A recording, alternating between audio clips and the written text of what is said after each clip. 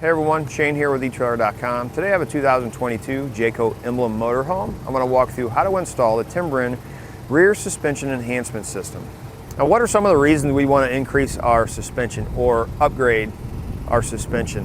If you've ever been in a motorhome, they're tall, you get a crosswind, vehicle passing you, you get a lot of body roll. Adding suspension enhancement on top of putting a rear sway bar, front sway bar, and steering stabilizer on, suspension enhancement is going to help support your suspension or make your ride a little bit more comfortable when you're going down the road. Maybe you're making sharp turns or you have to make a quick maneuver. It's not going to allow your vehicle to lean as much. We're not going to be white knuckling the steering wheel. We're going to not be as worn out when we get to where we're going. We'll be able to park our vehicle, set it up, and be able to enjoy ourselves. Now there's a few different types of suspension enhancement. The ones we're installing on this one today are the Timbrens. They're hollow rubber. They're going to replace your factory jounce bumpers, which are foam. You also have Sumo Springs. Sumo Springs are a foam, but they're a lot thicker foam. They're a lot bigger than your factory ones. They're going to basically work the same way as the Timbrens. If I was going to pick between the two, I'd probably lean more towards the Sumo Springs over the Timbrens. I think they're going to give you a little bit more ride comfort than the Timbrens because the Timbrens are rubber. Then you also have airbags. Now, I tend to shy away from the airbags because it could tend to lead to problems later on. Your airbags could leak. You constantly have to monitor the air. And if you have a bag that leaks or air pressure that leaks, you have to get back under there and figure it out. With the Timbrens or the Sumo Springs, you put them on and you don't have to do anything else. They're basically maintenance free.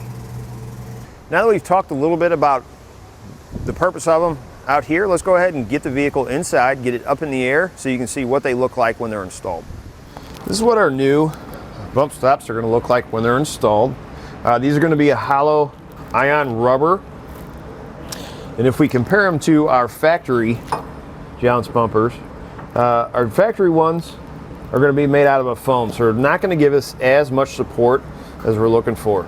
Having this rubber, it's going to give us a lot more support. It's going to help us with a lot of road shock, so we're not going to feel as much inside the cab of the vehicle.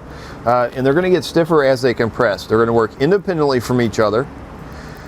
So if you have one side that, you hit a pothole or something like that, or a bump on one side, and it hits that bump stop there, it's going to allow that bump stop to activate and support the weight.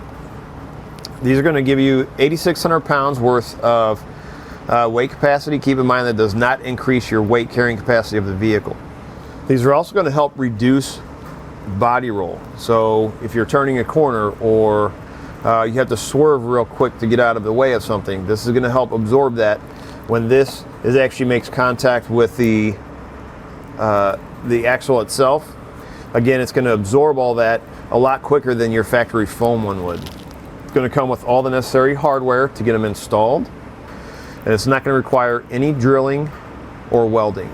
Now that we've gone over some of the features, let's walk through how to get it installed. To start your installation, we want to use the jacks and raise our vehicle up to where our axle is hanging freely. We're going to find this yellow cone, which is our factory jounce bumper. We're going to file it on the outside up to the outside of the frame rail. We're going to have two bolts that are holding it in place. We're going to take a 1/2-inch wrench or socket on the outside, 5/8 socket on the inside. If you want to make it easier, get a second person that can come in from the wheel well with a wrench and hold it here, and then you can take off the inside. And then you can put the new one up, they can slide the bolts in, you can put it all together. I'm going to do it by myself to show that it's fairly simple to do.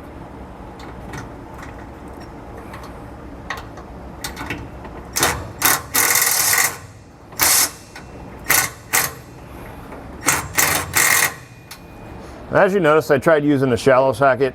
The bolt actually comes through there too much, so I use a deep well on the inside.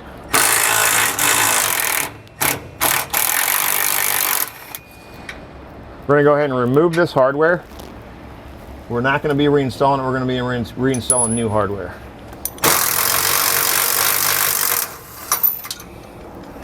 Take our old jounce bumper off. Now we're going to put our new spring assembled together. You're going to need this bolt, this bracket, your spring, and this plate. I'm going to show you a trick. This bolt has to feed through this bracket to the inside of here. Then you got to put a nut down inside of there and tighten it down. Take your socket. We're going to use a 3/4 inch socket. Put a piece of paper towel over it. Take your large nut, push it into place, and as you put that down in there, it'll keep that nut from falling off and you can thread it onto your bolt. We're going to take the bolt, slide it into the plate like that. Take this plate, slide it on, and then there is a washer in there that is loose, so you want to make sure when you pass the bolt up through it, you get through the washer as well. We're going to take the nut, we'll thread it into place like that. And we're going to take 2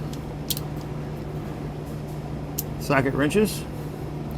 You're going to need a 5/16 Allen wrench. And then of course, your other socket. And then we can tighten these 2 together.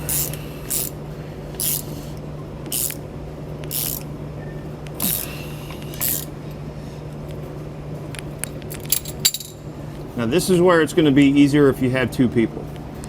You're going to take one of these bolts that comes in the kit. You're going to put a flat washer on it. This plate is going to slide up on the outside of the frame rail. The 2 holes, you're going to line it up with 2 of the holes on here. And what you're going to have to do is you're going to decide if it's the front 2, which is going to be, since this is the outside, we're doing the driver's side, these 2 holes here, or it's going to be these 2. Whichever 2 you use, you want to make sure you're as close to being centered over the axle as possible. So now we'll get our bracket put in place. I'm going to see if I can do it by myself. If not, I'll grab somebody to give me a hand and hold it in place while I put the nuts on the inside. So I do want to mention, up on the inside of the frame rail, when you take your factory jounce bumper off, there's a plate up here. You want to make sure that that stays in place or goes back in place if it happens to move. So what it looks like is if I line these 2, the very back one, and then the third one forward up, that's going to be most centered on the axle. So those are the 2 I'm going to use. So now I got to get this held up in place while I slide a bolt in.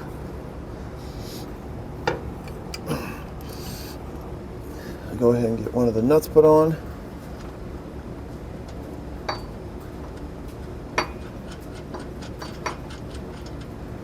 That'll hold it up there, and then we can install our second one.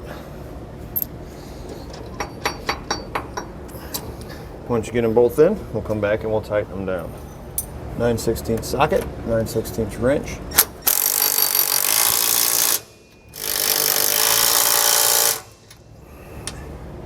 Just like that. Once you're done with one side, you're going to repeat the process on the other. It's going to do it for a look at in installation on the Timbren rear suspension enhancement on a 2022 Jayco Emblem Motorhome.